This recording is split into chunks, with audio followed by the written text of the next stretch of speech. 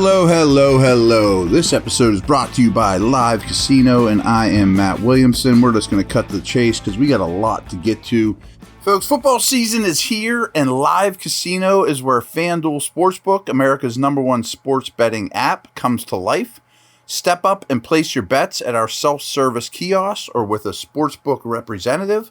Then cheer on your team and catch every heart-pounding moment of action on our huge 40-foot video wall. Bet, watch, and win at Live Casino Pittsburgh, Route 30 at the Westmoreland Mall. Gambling problem? Call 1-800-GAMBLER. When Baltimore has the ball, it's stat time. Matt Stats, here we go. The Ravens rank 10th in EPA per play, 17th per dropback, 2nd in rushing EPA. Not surprising. Their offense generates 2.44 points per drive, still 5th best in the league. However, last week was the Ravens' lowest point production of the season. Steelers D is 21st in EPA, 22nd per dropback, and 20th against the run. So pretty much even Steven there. They're allowing 2.13 points per drive. That's 20th. So Lamar, as you know, he lasted 10 snaps before exiting the game for good last week, giving way to Tyler Huntley, who he played 62 snaps compared to 10 for Lamar. Huntley's yards per attempt was just 5.8 yards. Brock Purdy was the only quarterback lower than that last week. Last year, Huntley was also at 5.8, 39th of 42 possible passers. So in Huntley's 5 games he appeared in last year, he turned the ball over 7 times and took 18 sacks. People are a little higher on him than I am, I'll tell you that, or the numbers are. In last week's game, he completed all 22 of his attempts that were 10 or fewer air yards. He threw 47% out of his passes outside the numbers. For the season, Lamar only attempts 36% of his attempts outside the numbers. Lamar is a middle-of-the-field thrower, but a downfield thrower. Huntley is an outside thrower, but a very, very short thrower. And a lot of those, quote, outside the numbers are bubble screens, behind the line of scrimmage. So you're going to see a lot of that. That's what he does to no end. Pittsburgh's defense does allow a league worst 12.5 yards per completion and are 28th in yards per attempt. A lot of big plays. The final game of the 2021 regular season, you probably remember, Huntley faced the Steelers. In an overtime game, Baltimore still only scored 13 points. He was 16 of 31 for only 141 yards, 0 touchdowns, 2 interceptions. He did rush for 72 yards on his 16 carries, and the Ravens finished that day with 249 yards on the ground, but lost in overtime. Over the past 4 weeks, and this was mostly with Lamar, Baltimore's offense is 31st in the league of plays of 20 or more yards. The Ravens wide receivers have a league low number of receiving yards this year. They're last. Last week, Devin Duvernay paced the Ravens wide receivers. He played 68 of a possible 72 snaps. Demarcus Robinson was next. He played 55 plays. No other receiver played more than 25. Those two play a ton by default. Robinson has lined up 95% of his snaps on the outside. He does not go in the slot. Robinson led the Ravens last week with 7 receptions, a mark he has hit in 3 of his last 4 games. Duvernay had a career-high 6 catches last week. A lot of stuff short, though.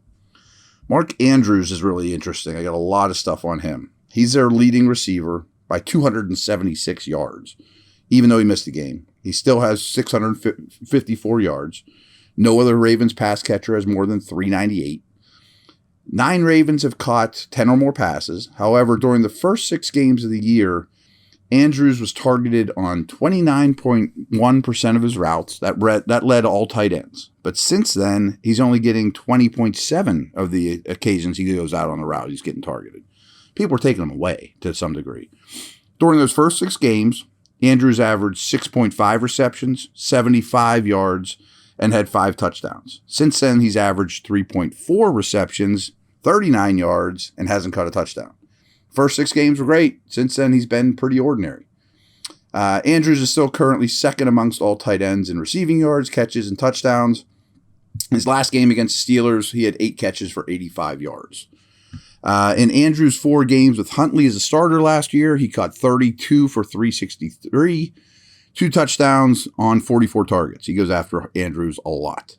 2 of Andrews' 500-yard games last year were with Huntley behind center and was targeted on 29% of his routes with Huntley as his quarterback last year. Huntley loves to throw to Andrews.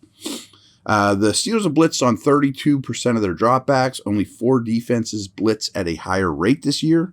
And no offense is seeing a higher percentage of blitz than Baltimore this year. People come after the Ravens. I would expect the Steelers to do the same.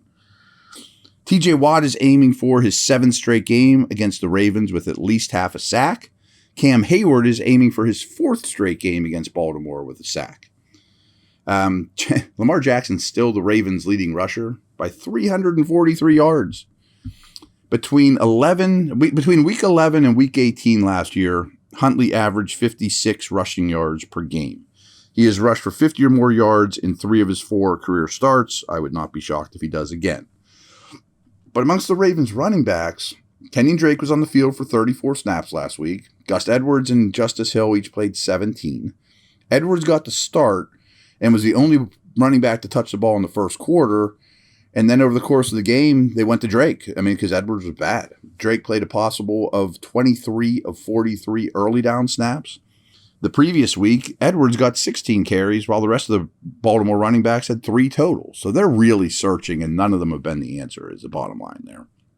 The Steelers' 4.1 rushing yards allowed is better than all but 4 teams in the NFL right now. Stopping the run. Huge key to this, of course. Only the Patriots offense has begun their drives with better average starting field position than Baltimore this year. Meanwhile, only the Rams and Brown defenses have begun their drives with worse average starting field position than Pittsburgh. It's going to be a close game, special teams, field position, all that stuff's going to be huge. Last week, Devin Bush played 87% of the snaps, but he was on the field in 3rd and 4th down situations only 55% of the time. Robert Spillane only played 24% of the total snaps, but he was used on 73% of the 3rd and 4th down situations. Even with Minka playing every snap and Terrell Edmonds playing 93% of the snaps last week, Damani KZ still saw the field for 43% of the snaps against Atlanta, and I assume that'll be similar to this one as well, maybe even more. The Ravens run 62.8 offensive plays per game. That's 18th most in the NFL. I mention that because this is down drastically from last year. Last year, they ran almost 70 plays per game, which was far and away the most in the league. This year, they're right league average. Last little nugget here. I know I'm rapid firing you like crazy. Baltimore is the only team in the league to score 20 or more points in every one of their road games this year.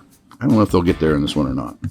All right, I'm going to be back in a moment, and we're going to do a couple keys to the game as we always finish the week off.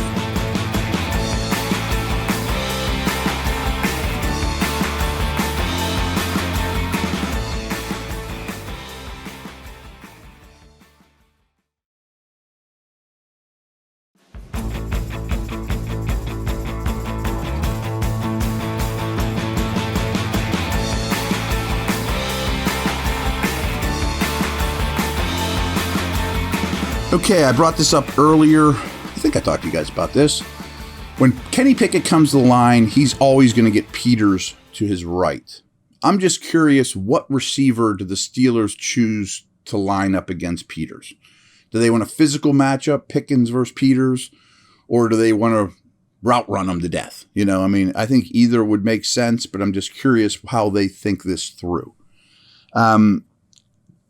Lately, they've been searching for a slot receiver or a slot corner, and they've actually used the first-round pick, Hamilton, the big safety, as a slot player quite a bit. He's immensely talented, but he's 6'4", 215 pounds. That'd be great against Chase Claypool, and I'm sure he'll do a lot of his work against Freiermuth, who's lining up more and more in the slot now too. But what if you try to out-quick him with a Sims or something along those lines out of the slot? It's just something to consider. I do think the Steelers will stick with the run. But as I told you yesterday, teams are running a very small percentage against the Ravens because they're so good at defending it. But if this game is mucked up and is low scoring as I think, I think the Steelers will be happy punting and 3 and out and hope that the dam breaks with the run game in the fourth quarter. But no matter what, Kenny's going to have to make some throws. I mean, to win this game, it's not just 3 and out Najee time and time again. I mean, I don't believe that. And I also think that the Steelers' pass protection will be challenged. I mean, it's a good unit. They have a good pass rush collectively. They'll throw some exotic blitzes at you. They'll challenge you mentally in terms of protection schemes. So I think that's a big key as well, because there's going to be, I think, a lot of 3rd and 7s, 3rds and 8s on both sides of the ball, to be honest with you. When Baltimore has the ball, we just talked through a lot of stats, obviously. But I do think, and I mentioned KZ's usage, I think you'll see a lot of KZ as the deep middle defender and a lot of bodies near the line of scrimmage, including Minka, who I'm real excited to watch the All-22. I wonder if Minka plays a lot of man versus Andrews. I think that's a great way to defend Andrews, who is heavily targeted, as I told you, is still a really good player, but his stats are down. If I can put Minka just following him around, I think that's a really good situation for the Steelers. And frankly, you want Huntley to throw. I mean, he's not particularly good at it. You want to dare him to throw the ball down the field, even if that results in a big play or a missed tackle. I mean, you got to live with those things once in a while. But you want this guy to throw down the field because he's not good at it. Last nugget is special teams.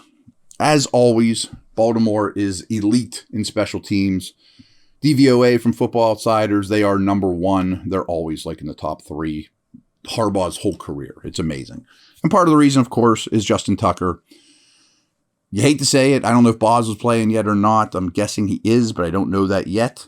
But in what I expect to be a very, very low-scoring game, maybe first one to 17 wins, you hate the Tucker factor from the Steelers' perspective. I mean, he's just unbelievably good, the best kicker of all time, and it's not even close, and he's not slowing down even a little. So there you have it. Crammed a lot into a short little stretch here. Sorry to blow your doors off in that first segment with stat after stat. Maybe rewind a little, soak some of those in. I think there's a lot to learn about that matchup from what I laid out there. And as usual, Sunday evening, I will recap it. See ya.